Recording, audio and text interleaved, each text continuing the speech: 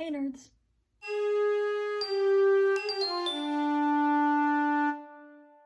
If you are coming from my first installment, I'm glad you find me endearing enough to watch me talk at breakneck speed about a cartoon again. Here's Spark of Rebellion Part 2. Revisited. I love the opening scene between Hera and Ezra. Hera tells Ezra that the crew walked into a trap without knowing it, and that he has to go save them. Ezra says it's too late for them, and that they should run while they still can. Hera says, "You don't mean that," and Ezra struggles to say that he does, before running off to save them anyway. One of the things I really like about Ezra is the juxtaposition between the way life tried to make him and then the way that he is. Life took away his parents, his security, his everything, and it's out of necessity that he's a wild street kid who can't trust anyone and who steals to survive and only looks out for himself. But despite all that, there's always this light inside him. Don't forget who his parents are and what his upbringing was like. It was only for a few years, but Ezra grew up in a loving environment, and his parents were revolutionaries, so he was not bred to be closed off and self-serving. Deep inside him, there's a desire to help other people.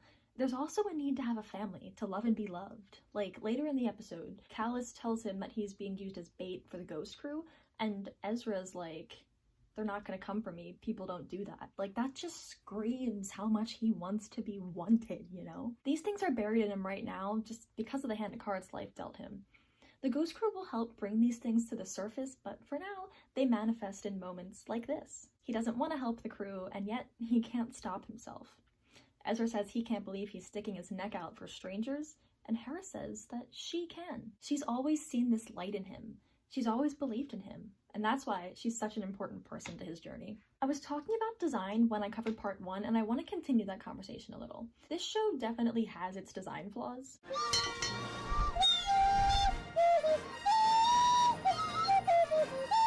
But I will maintain that Hera always looked good.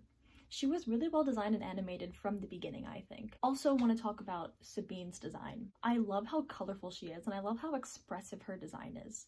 She's not an expressive person until pushed, but her art is her outlet. Once you get to later in the series, you find out that she feels intensely and just bottles it up. But you look at how vibrant her hair is or her armor is, and from that you already know her emotions are vibrant too. I also love the way it has her preserving her past by wearing Mandalorian armor, but also has her disconnected from her past because she doesn't wear full armor and it's all painted. It was too late for me to re-record the video by the time I realized my mistake, but upon reviewing her design once again, she basically does wear full armor. Yeah, I'm kinda dumb. My point still stands, but yeah, made a small mistake there. I'm going to talk about the same idea with Kanan's lightsaber later, but I think that these design choices are a really intuitive way to show that these characters have walked away from their rich cultures, but despite walking away either can't or won't leave them completely behind. Also, have I mentioned the clouds? Alright, just want to talk about how this is literally like slavery. I mean, it's not this.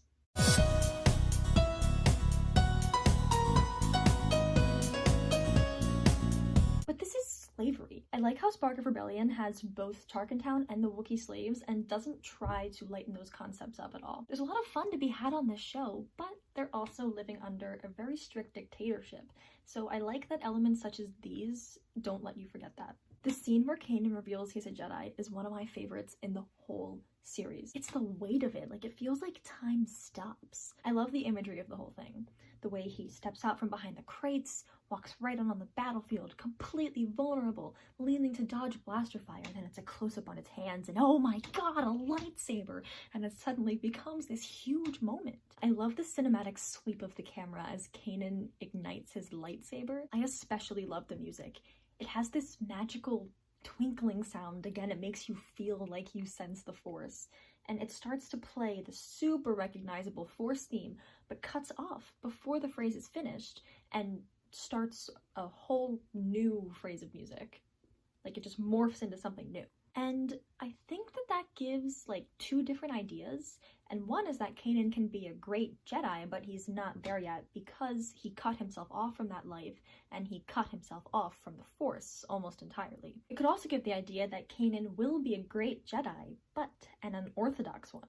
So it's like the Force theme, but different. This moment is just so pivotal for him. Like, it's a huge choice and it's not something he can come back from. For one thing, he has a lot of Jedi-related trauma that he never dealt with healthily. Can you say alcoholism? So it's heavy that he takes ownership of that identity after so many years and puts himself back in danger because of it. Callus even says a phrase that is extremely similar to something that was said in his Order 66 experience. Callus says, focus your fire on the Jedi, and Clone said, concentrate fire on the Padawan. Like, can you feel the weight? Can you feel how much courage it took to do this? Like, there's no going back. He can't run away again. I feel like this is a good time to bring out Kanan's lightsaber. It feels like a symbol to me. It's almost like it was built to be able to hide it. He keeps it in 2 pieces on his belt so that no one will know it's a lightsaber. So on one hand, he's hiding it, but on the other hand, he's always keeping it with him. So it's like, even if he's hiding that part of himself, even if his training is incomplete, as is his lightsaber when disconnected, it's still with him. Like, it represents his Jedi identity and how he both hides it and carries it with him. Just want to say, the part where it gets to be time for Ezra to leave the ghost is so great to me.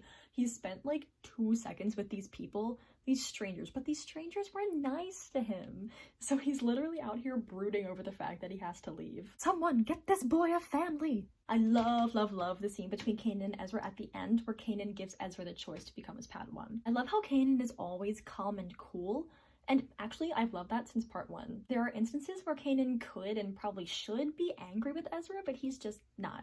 Like when Ezra interferes with them stealing the crates, Kanan's impressed. When Ezra finds the holocron of the lightsaber, Kanan's a little mad, but generally cool, collected, and more interested in Ezra's force sensitivity.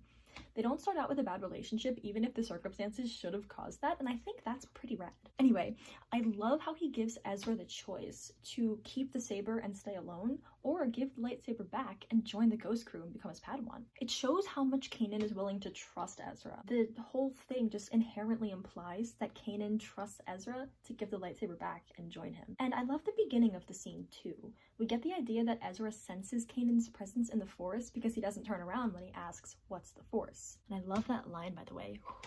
Also, I love how they have Kanan directly quote Obi-Wan when he explains the Force. It's all connected! I love the use of Obi-Wan's transmission at the end. Trust in the Force. Do not return to the temple. That time has passed. Our future is uncertain. We will each be challenged. Our trust, our faith, our friendships, but we must persevere, and in time, I believe a new hope will emerge. May the Force be with you always. I feel like those lines really sum up the show.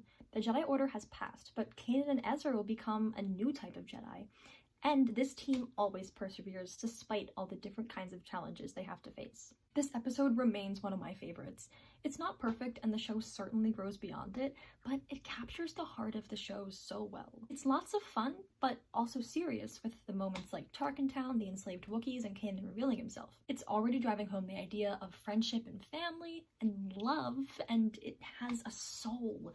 Like, it has this beating heart, it has this energy where it feels like life is buzzing under the surface, which I relate very closely to the show as a whole, actually. In the end, I think it reflects the soul of Star Wars in general.